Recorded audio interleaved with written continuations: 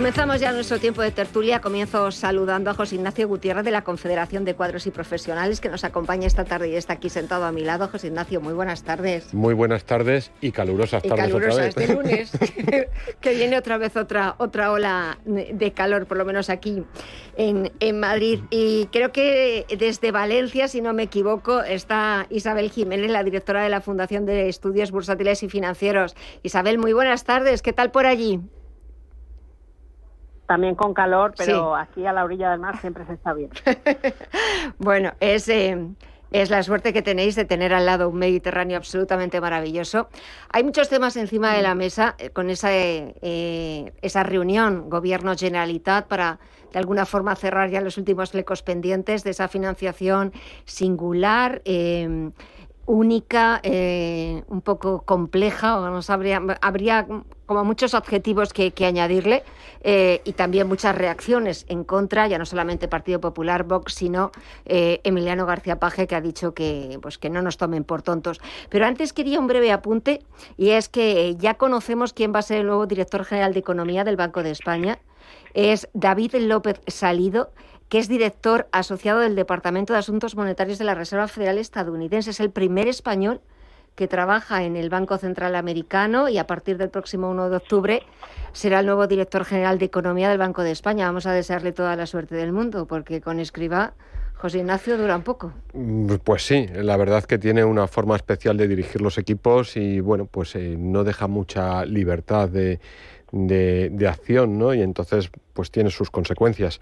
Yo creo que es una persona indudablemente de una trayectoria profesional incuestionable, conocedor por lo tanto de todo lo que es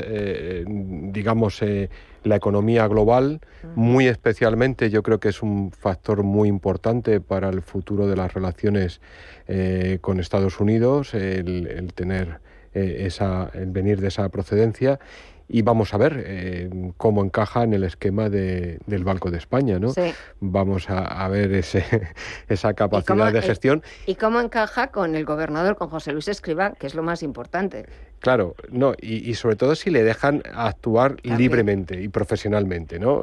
Ya sabéis que el último informe que realiza el Banco de España abre precisamente toda una grieta al no permitirse exponer claramente una serie de temas que es una cuestión, yo creo que me da igual el gobierno que haya estado, es que generalmente son los temas que estaban encima de la mesa y que ningún gobierno ha querido afrontar por las consecuencias políticas que podía tener.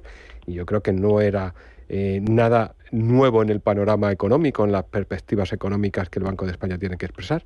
Vamos a ver qué capacidad de actuación le permiten. Sí. La verdad es que un hombre de una trayectoria profesional impecable, y Isabel, primer español en trabajar en la Reserva Federal Americana, le deseamos toda la suerte de este mundo y que consiga encajar dentro no solo del organigrama del Banco de España, sino encajar con el gobernador, con José Luis Escrivá, que al final es quien manda. Sí, realmente es una buena noticia la profesionalización de un mando intermedio del Banco de España, y también, bueno, pues que haya independencia de criterio, que haya claridad de juicio y, como tú bien dices, un currículum previo impecable. Sí, sí. Pero bueno, esto, el movimiento se demuestra andando. Ahora es el trabajo en equipo, ver si, bueno, pues si realmente le permiten poner en valor esa profesionalidad. Y el tiempo lo dirá. También es verdad que su predecesor tenía un currículum envidiable y llevaba trabajando casi toda su vida en el Banco de España, pues hasta que dejó de serlo. Pero bueno, a partir del próximo 9 de octubre se incorporará al Banco de España como director general de Economía. Pero vamos también con esa financiación singular, federal y generalizable. Esos son un poco los tres adjetivos que han utilizado para pues intentar hablar de una financiación para Cataluña, que se lleva un año hablando José Ignacio de ella, porque fue a raíz de ese acuerdo que llegó el PSC con Esquerra para que Salvador Illa pudiera ser presidente de la Generalitat. Un año para ir ultimando flecos, para que Cataluña tenga una agencia tributaria propia, empiece a recaudar los impuestos. Primero va a ser IRPF. A ver...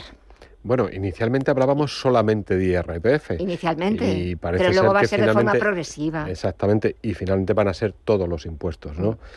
Yo el concepto de federal ya de por sí lo que está claramente pone de manifiesto que vulnera la Constitución. No, la Constitución no manifiesta en ningún momento que haya una estructura federal del Estado. Uh-huh. Con lo cual, yo no sé hasta qué punto. Vamos a ver las resistencias internas también dentro del propio Partido Socialista, porque hay mundo fuera de Cataluña en el socialismo. Entonces yo creo que ahí también se van a ver totalmente obligados a reaccionar. Por otra parte, yo creo que el concepto era diferente. O sea, primero teníamos que haber hablado de la financiación autonómica global y dentro de esa reforma de financiación global autonómica teníamos que haber visto las características tanto del País Vasco, de Navarra, como de Cataluña. Uh-huh. Y hubiéramos encajado en un proceso de negociación colectiva. Estamos ante un tema político incuestionable para seguir gobernando, lo dijo Junqueras hace unos días, no sé si han pasado 24 horas de sus manifestaciones, y aquí está, no ha habido gobierno más débil en la historia política de España, y todo cuanto quiera Cataluña. Además hay algo muy importante, lo dijo Junqueras ayer, querían una agencia tributaria catalana independiente de la agencia tributaria española. Con lo cual aquí hay una cuestión también. ¿Qué es lo que va a aportar Cataluña al conjunto de la solidaridad del Estado? Uh-huh. De eso no quieren hablar, ni quieren manifestarse. No sé, yo veo muy complicado y no sé qué encaje va a tener esto también dentro de lo que supone la Unión Europea. Porque eso quiere decir que Cataluña va a tener voz directa dentro del encaje fiscal y económico de la Unión Europea, si tiene toda la tributación asumida y hay que realizar las aportaciones correspondientes a la Unión Europea. Uh-huh. Además de la voz del Estado español, va a ser necesaria la voz del Estado catalán. ¿Y entonces la Unión Europea va a consentir ello? ¿O es que Cataluña no va a aportar nada al conjunto de la financiación de la Unión Europea? No ya de la española, sino de la Unión Europea. Entonces yo creo que aquí hay muchos temas que no solamente limar, no hablamos de flecos, hablamos de lo sustancial. De la estructura fiscal de un Estado. Entonces, bueno, pues vamos a ver cómo avanza. Esto es un primer paso y veremos a ver. Isabel. Bueno, a mí esto me recuerda a los tebeos de Asterix, ¿no? O sea, cuando leíamos lo de la aldea gala, la excepción, sí, que estaba aislada, que no entraba, no salía nada. Pero aquí el problema es que, bueno, pues si miramos, por ejemplo, el aeropuerto de Barcelona, ¿quién ha financiado el aeropuerto de Barcelona? Lo ha financiado el Estado español. ¿Quién financia la red de infraestructuras públicas de Renfe, de Adif, con la comunidad de Cataluña? Lo ha financiado el Estado español. Entonces estamos suministrando fondos desde toda España a Cataluña y ellos no van a suministrar nada a España. Entonces realmente ahí hay una asimetría, hay un desequilibrio absolutamente injusto. Y luego están los agravios comparativos. Nosotros ahora estamos en la Comunidad Valenciana negociando el FLA, la excepcionalidad del FLA por la dana del pasado mes de octubre, trágica, y no hay una negociación en firme. Entonces, bueno, pues hay agravios comparativos con otras comunidades autónomas, hay asimetrías, hay injusticias, y realmente, bueno, pues estamos fuera del régimen de la Constitución española. Y no se ha hecho una reforma fiscal de todas las comunidades autónomas españolas, sino que se plantea un parche, se plantea un chantaje político, y realmente pues esto no tiene ningún sentido. Bueno, tiene sentido para ellos, porque es lo que llevan reclamando y llevan reivindicando desde hace mucho tiempo, y ahora, como decías y como decís los dos, es el momento más oportuno. Llevan un año rumiando toda esta historia con ese sí a Salvador Illa como presidente de la Generalitat. Adiós a la caja única, rompemos con todo. Quizás ahora un poco el punto de fricción puede ser el papel que va a tener esa Hacienda catalana, aparte, como decía Isabel, el agravio comparativo con el resto de comunidades autónomas. Desde el Gobierno lo justifican, que es el nuevo modelo de financiación de las comunidades autónomas. No, es el nuevo modelo de financiación de Cataluña, no del resto. José Ignacio. Ni siquiera es un nuevo modelo de financiación en Cataluña, es la cesión de todo por necesidades políticas. No hay ni siquiera un modelo, no hay nada. No hay nada. A ninguna otra comunidad. Es que ni siquiera... Vamos a ver qué se negocia con el País Vasco, que estamos hablando de la Caja de la Seguridad Social. Otro tremendo problema también, romperla. No hay ningún modelo. hay una necesidad política y, bueno, ante esa necesidad política hay una cesión y no hay más. Y el resto de las comunidades autónomas le importa muy poco a este gobierno, nada en absoluto, nada, ni les preocupa, ni hablaba Isabel de las características de la Comunidad Valenciana como consecuencia de la tristísima Dana. Sí. Pero es que ni se han planteado sentarse a la mesa a hablar con la Generalitat Valenciana. Ni lo más mínimo. No hay ningún modelo, no hay nada. Hay una necesidad perentoria de resolver una serie de cuestiones que vamos a ver si realmente salen adelante. Porque el papel de Junts, yo empiezo a pensar que Junts no sabe cómo romper con el gobierno central, con el Partido Socialista, porque ya no le interesa seguir, le den lo que le den. Entonces, me da la impresión que estamos en una situación muy compleja y si les piden la independencia, modelo Puerto Rico, se ha hablado muchas veces, sin modificar la Constitución y simplemente aprobando una ley orgánica, estarían dispuestos también a darlo y hacerlo, sea legal o ilegal, eso no le importa lo más mínimo. Entonces, yo creo que no hay modelo, no hay nada, hay una necesidad política, simple y llanamente, y no hay más. Y la tienen que cumplir para poder llegar a septiembre, que es el objetivo, y porque estamos en la época estival. Si no, sería ver cómo llegamos al 1 de agosto al estilo Trump. No hay más, es que no hay nada, está todo en vacío. No hay modelos, no hay nada, hay una necesidad y ya está, una necesidad política, punto. Isabel. Sí, no, al final el procedimiento está muy claro. En un régimen democrático, pues lo que habría que reformar es la Ley Orgánica de Financiación de las Comunidades Autónomas, la LOFCA, y no plantear excepciones que realmente son injustas, que son inmorales y que representan una corrupción política. Entonces, si vamos a romper la igualdad de los españoles y vamos a poner en riesgo los servicios públicos, habrá que explicar por qué y cómo y cuándo, y habrá que decírselo a todos los españoles. Si realmente la recaudación fiscal es de todos los españoles, pues se tiene que debatir entre todos y se tiene que repartir con criterios iguales para todas las comunidades autónomas. No romper la caja y dar dinero y que luego no haya contraprestaciones por parte de la comunidad autónoma. Esto es absolutamente inadmisible. Es inadmisible. Vamos a ver en qué queda todo, porque también, estábamos comentando antes de empezar la tertulia, Esquerra Republicana hoy también avisaba que todavía no estaba cerrado el acuerdo al 100%. Junts criticaba que no hubiera estado en la comisión bilateral que se ha celebrado esta mañana la ministra de Hacienda, María Jesús Montero, así que veremos a ver un poco cómo acaba todo este asunto, pero la verdad es que no tiene muy buena pinta, porque el precedente es terrible, sobre todo de cara a los demás, y que ya no sabes ni cómo justificarlo ni cómo venderlo. En fin, hablamos de otro tema. Estábamos esperando a ver qué nos imponía el presidente estadounidense Donald Trump a la Unión Europea, un arancel del 30%, igual que a México. Iba a decir que no ha estado tan mal, porque tenemos 35% a Canadá, tenemos 50% a Brasil. Es cierto que siguen negociando y tenemos hasta el 1 de agosto.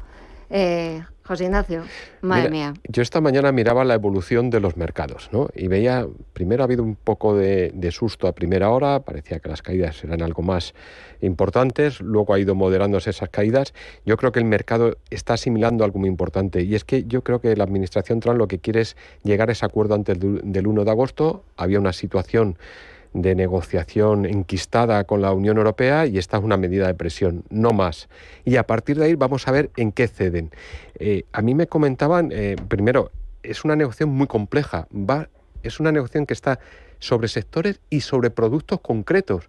Yo quería haberme traído toda la relación completa, pero era tan larga que digo, no tenemos tertulia.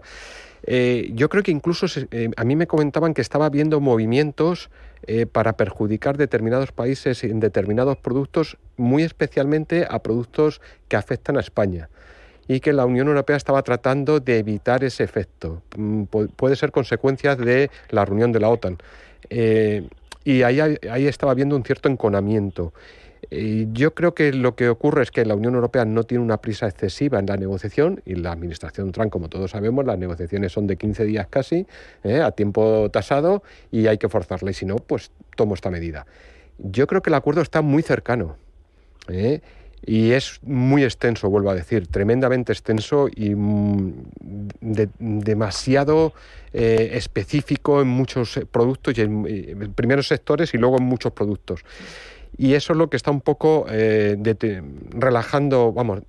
retrasando el acuerdo final. Pero yo creo que está muy cercano. Y yo creo que no va a hacer falta llegar al 1 de agosto. Y lo que no sé hasta qué punto la Unión Europea va a ceder en algo más de lo previsto. Pero por lo demás yo creo que la decisión de ese 30% es dentro de las medidas de presión que utiliza la administración americana y que Trump lanza a los 4 vientos cuando ve que el ritmo de la negociación no es el adecuado para ellos. ¿El acuerdo está encima de la mesa o es posible ese acuerdo llegar antes del 1 de agosto, que es la fecha límite impuesta por el presidente Trump, aunque podemos acercarnos al 1 de agosto y cambiar de nuevo la fecha? Creo que Brasil iba a pedirle un aplazamiento de 90 días y que rebajara ese arancel del 50 al 30%. Una Unión Europea que sigue negociando, Isabel, con Estados Unidos, pero ya también están avisando los 27 de estar preparados para tomar contramedidas, para tomar medidas de represalia, y hoy el comisario europeo Šefčovič ya estaba hablando de 72.000 millones de euros contra productos estadounidenses, y también diciendo algo muy razonable, que para aplaudir se necesitan 2 manos. Sí, la verdad es que hay preocupación, consternación en Europa. Uh-huh. y bueno, pues desde el Día de la Liberación, bueno, pues es verdad que ha habido muy pocos países, como por ejemplo, una de las excepciones ha sido Reino Unido, sí, que ha conseguido, bueno, pues con su gran expertise en relaciones diplomáticas, reducir los aranceles, pero bueno, pues desde la Comisión Europea ahora mismo trabajan en varios escenarios. Uh-huh. Y no descartan ningún resultado, y se está hablando, bueno, pues de cómo la Comisión Europea anunció retrasar la primera fase de represalia a Estados Unidos de 21.000 millones de euros, pero sí que es verdad que esas represalias serán sobre aranceles de acero y aluminio. Acaba de anunciar Estados Unidos aranceles del 50% sobre el cobre, y entonces, bueno, pues si la amenaza del 30% sobre Europa es cierta, pues no se descarta una segunda ronda de contramedidas en Europa de 95.000 millones de euros, y al final estaríamos hablando de bueno, pues la dinámica de los aranceles en los manuales de comercio internacional, que es empobrecer el vecino, pero que tú también te empobreces. Y ahora mismo lo que más me preocupa a mí es que lo único que parece disciplinar a Trump son los mercados financieros. A Trump no le asusta ni las organizaciones internacionales ni los jueces federales, que les ha reducido la importancia y el peso. Uh-huh. Y entonces, bueno, pues de momento los mercados tuvieron el gran susto con el Día de la Liberación. Todo se está retrasando al 1 de agosto. A mí me preocupa extraordinariamente esta fecha, pues porque se está haciendo retrasos, pero bueno, pues al final las prórrogas no se pueden prorrogar indefinidamente, y entonces, bueno, pues realmente ahí sí que veremos pues toda esa incertidumbre, que en el corto plazo ya es muy mala noticia para las inversiones y los mercados, y también en el medio y largo plazo, pues cuando acaben las prórrogas, porque realmente estamos en una situación muy compleja. Estamos en una situación muy compleja, sobre todo de cara al futuro, de cara a lo que el mundo puede esperar de lo que son las reglas de un comercio mundial, de un comercio internacional, porque ha venido el presidente estadounidense y las ha dado un vuelco por completo, ha tirado todas las fichas del tablero y las ha desperdigado. Un Donald Trump que está muy satisfecho con la imposición de aranceles, porque está consiguiendo que todos sus socios comerciales quieran hablar con él y urjan hablar con él, y que está teniendo, como decía Isabel, desde el pasado 2 de abril, el Día de la Liberación, pero es que Wall Street sigue en máximos históricos. Es que, claro, no puede pedir más, sí, que echen a Powell, que echen al presidente de la Reserva Federal. Es lo único que quiere en este momento. Bueno, vamos a ir por partes. Sí. Yo soy de los que creo que la Reserva Federal la próxima semana podría mover ficha. Eso sería, bueno, pues un pequeño detalle. posiblemente el tema, a mí ha dicho algo Isabel, que es que se va a retrasar, y es que me preocuparía muchísimo que la reacción de los mercados fuera durante el periodo estival, porque la volatilidad en esas fechas es descomunal. Sí. Y podría ser más grave las consecuencias por ese entorno. Y ese es un tema tremendamente importante. Ya hemos visto cómo el mes de agosto es fluctuante a más no poder. ¿Y cómo nos ha dado más de un susto? A ver, la única opción que yo creo y es que pudiera ser grave y es que reaccionaran los mercados de bonos otra vez. Eso es lo único que yo ahí sí creo, y ahí sí hay capacidad por parte de los tenedores de la deuda americana, donde hay países europeos, que pudieran también mover ficha. Y volviéramos a ver una sobrereacción del mercado de bonos que obligara a suavizar la negociación. Pero es que hay una cuestión también muy importante. Los aranceles lo que busca es financiar la ley de impuestos y gastos que aprobó Trump. La Big Beautiful Bill. Entonces, claro, él tampoco puede ceder en exceso, porque entonces los cálculos no cuadran. Bastante le ha costado sacarla adelante. Entonces, vamos a ver, porque tenemos realmente 15 días. Yo sí creo que a partir del 1 de agosto empezaría a haber reacciones, y reacciones preocupantes. A mí la espiral de medidas arancelarias por parte de la Unión Europea me preocupa. Porque no sé hasta dónde podríamos llegar y si realmente va a hacer recapacitar. Yo solamente vería una recapacitación por parte de la administración Trump si vuelve a reaccionar el mercado de bonos, exclusivamente. Isabel, 30 segundos. Sí, absolutamente. Yo creo que el mercado de bonos nos puede dar la respuesta y yo creo que en esas negociaciones yo te castigo más que tú es lo peor que puede pasar, porque podemos llegar a una espiral que puede tener consecuencias todavía más negativas. Y en la que nadie salga ganador y en la que acabemos perdiendo todos, porque aquí, igual que en política, lo habéis dicho muchas veces, no vale el y tú más. Hay que actuar con responsabilidad, con sentido común, porque están en juego miles de millones de euros y miles de millones de pequeñas y medianas empresas de negocios a uno y otro lado del Atlántico. Isabel Jiménez, José Ignacio Gutiérrez, muchísimas gracias a los dos. Que tengáis muy buena semana, a ver si nos dejan tener muy buena semana. Mañana dato de inflación en Estados Unidos, muy pendientes de ese dato para saber qué puede hacer la Reserva Federal. Y mientras tanto, pues a seguir escuchando al presidente norteamericano, todas las críticas e insultos contra el presidente de la Reserva Federal. En fin, que tendremos mucho de qué hablar la próxima semana. Gracias a los dos, como siempre. Hasta pronto. Un abrazo fuerte. Un placer. Adiós. Muchas gracias. Buenas tardes.